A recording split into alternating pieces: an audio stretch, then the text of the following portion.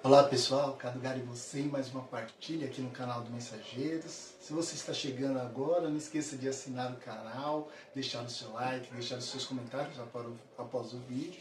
Eu também convido não só você que está chegando, mas todos que participam a ser um mensageiro também, a levar essa palavra do Senhor para que a gente possa divulgá-la, essa boa nova para todos aqueles que mais precisam. E a internet é um dos melhores caminhos para isso. É só clicar e compartilhar, tá certo? Hoje a igreja compartilha conosco uma liturgia maravilhosa, mas eu gostaria de titular-a como a confusão. Vocês vão entender o porquê a confusão. A leitura que nós vamos fazer hoje, e a partilha também, é do livro do Gênesis, capítulo 9, Gênesis 3, versículos do 9 ao 15. Ela está lá no Antigo Testamento, ou melhor dizendo, na primeira aliança de Deus conosco. Vamos à leitura. Pelo sinal da Santa Cruz, livra-nos Deus, nosso Senhor, dos nossos inimigos, em nome do Pai, do Filho e do Espírito Santo. Amém.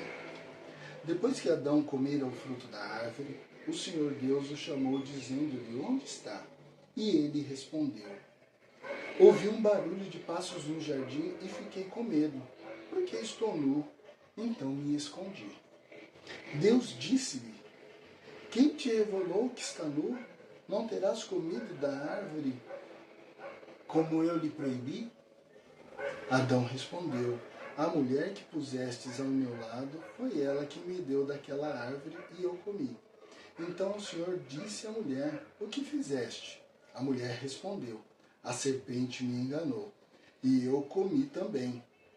E o Senhor disse à serpente: por que fizeste isso, maldita? Sejas tu como nenhum outro animal ou fera. Tua sina será arrastar-se sobre o ventre, e mordestes o pó da terra todos os dias da sua existência. Porém, inimizade entre você e a mulher, e toda a descendência dela e tua. Ela te esmagará a cabeça, enquanto tu te lançarás contra o seu calcanhar. Nesse primeiro momento a gente vê que estava todo mundo com fome, né? Porque a mulher comeu, que depois levou para o homem, que o homem comeu, ou seja, isso daí já é, a gente já vê aí um dos pecados capitais, né? Quando a gente deixa o pecado entrar na nossa vida, o que acontece? Vai despertar alguma coisa. E despertou a gula, porque comer e nem buscar a sabedoria para poder entender isso. E toda vez que o pecado ele entra em nossa vida, acontece uma situação muito interessante. Entra uma divisão. Por quê? Porque na verdade eu não quero assumir o pecado, eu não quero assumir o erro que eu fiz. Eu quero passar a bola para o outro. E olha que interessante aqui. O que Adão fez? Adão era só tinha a missão de quê? De cuidar. De cuidar de quê? De cuidar do jardim, de zelar por ele. Ele sabia, a primeira coisa que Deus falou para ele, uma das primeiras coisas foi o quê? Você vai zelar, mas desta árvore do bem e do mal, você não coma. Você olha, admira, deita debaixo dela, fica de boa lá, mas não coma dela. E quando Eva veio trazer o fruto da árvore tentada pela serpente, o que ele tinha que fazer? Pisar na cabeça da serpente, acabar com o pecado naquele momento. Mas não, ele estava fraco. E isso normalmente acontece quando? Geralmente quando nós estamos distante de Deus. Aqui a gente vê que Deus vinha visitá-los todos os dias. E Deus faz isso comigo, faz com você todo dia. Só que, se a gente deixar o barulho do mundo nos influenciar, a gente vai perdendo essa referência de Deus. Porque a gente muitas vezes vai deixar de ir na missa, vai deixar de comungar, vai deixar de rezar, vai deixar de fazer a sua lexo divino, que é o quê? O seu momento oracional. Não vai ouvir direito a sua esposa, os seus filhos, as coisas que estão acontecendo. E aí, o barulho, que é o pecado, ele vai entrando em nós e vai trazendo o quê? Todas as paixões do mundo. E isso é um problema. Aqui Jesus ele é tão misericordioso que ele faz umas perguntas para Adão. Mas como que ouviu? Com que sentido? Do perdão, de dar o perdão. Que Adão fizesse o quê? Uma verdadeira confissão. Mas o que ele fez? Em vez de confessar e pedir perdão, o que ele fez? Ele olhou para ela e falou: ó, a culpa é dela. Se isso tudo está acontecendo, eu estou peladão aqui, é culpa dela. E automaticamente ele fala que a culpa é de Deus também. Porque quando a gente acusa para um, né, a gente está elevando para Deus também, porque a gente está falando, ó, a mulher que tu me deste, olha só que coisa ruim. E aqui Jesus, Jesus, né, a Trindade Santa, né, na verdade, na pessoa de Deus Pai, eu fiz uma anotação que diz assim, ó, entre Adão e Eva, nota-se a confusão e a oposição trazidas pelo pecado. Dentro de casa, com uma amizade, com uma situação. Se a gente não tiver sabedoria, não estiver na palavra, o que vai acontecer? A gente sempre vai apontar o outro e não vai se olhar. Não vai conseguir perceber que a gente precisa entregar realmente o nosso coração para Deus, falando que a gente errou e que a gente não quer mais errar. Né? Uma outra coisa que é muito importante que eu anotei aqui, as palavras de Deus que agem como se nada soubesse, tendem, porém, a provocar a confissão que precede o perdão. Então, quando Deus faz essas perguntas para Ele, faz para nós por meio do Espírito Santo, o que Ele faz? Ele toca no nosso coração, é quando a gente sente, puxa, pisei na bola. Em vez de colocar a culpa ou dar justificativa, o que a gente precisaria fazer?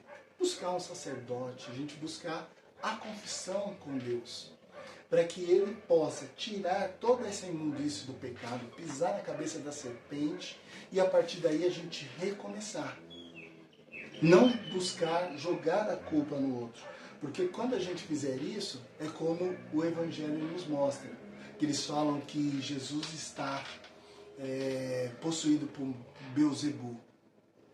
Toda vez que dentro da nossa casa a gente não agir com humildade, diante de uma amizade, diante de um amigo, diante de uma situação, o que vai acontecer? Vai ter uma divisão. E tendo uma divisão, olha o pecado no meio de nós. Então toda vez que tiver um problema, em vez de procurar um culpado, o que você deve fazer? Achar a solução. Vai lá, pede desculpa, faz a reconciliação, pede perdão, faz a sua penitência, se entrega ao Senhor, deixa que Ele age em você para que você seja uma pessoa melhor. Porque quando a serpente chegar perto de você, ela não vai aguentar, porque você vai estar em oração, você já vai ter feito a sua confissão, você está encaminhada. E uma das maiores coisas que o inimigo não sabe é o quê? A humildade. Aqui com Adão, o que faltou? A humildade de olhar e falar, ó, dei bobeira. Eva me apresentou o pecado, me apresentou o erro, e eu, em vez de resistir a ele, eu me entreguei. O Senhor consegue me perdoar e me ajudar para que isso não aconteça? Então eu deixo com você. Se precisa se perdoar, se precisa fazer uma confissão, se precisa parar de jogar a culpa no próximo, essa é a hora de extinguir isso. Porque através dessa palavra, Deus nos mostra o quê? Que nós precisamos estar em comunhão. E aí tem mais uma partilha aqui que eu acho legal, que eu falei para vocês, referente ao Evangelho, que diz o seguinte. Pseudo Jerônimo diz para nós assim, saibamos que seremos irmãos e irmãs, se cumprirmos a vontade do Pai, de maneira a sermos co-herdeiros. Por isso segue-se. Porque o que fizer a vontade de Deus, esse é meu irmão, minha irmã e minha mãe.